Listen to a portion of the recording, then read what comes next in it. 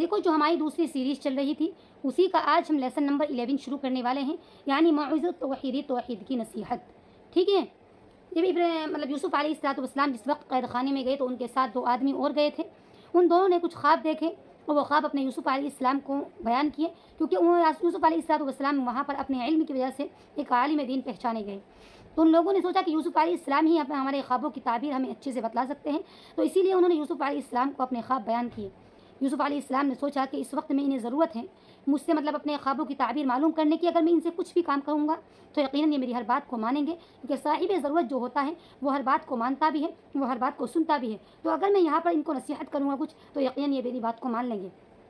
इसीलिए यूसुफ़ अलैहिस्सलाम ने भी मौके से फ़ायदा उठाया और उन्हें सबसे पहले तौहीद की नसीहत करनी शुरू कर दी। ठीक है। इसमें आज का जो हमारा एपिसोड है उसमें आज हम वही बयान करेंगे कि उन्होंने यूसुफ़ अलैहिस्सलाम ने उनको किस तरह से नसीहत की थी, कौन सी नसीहत की थी।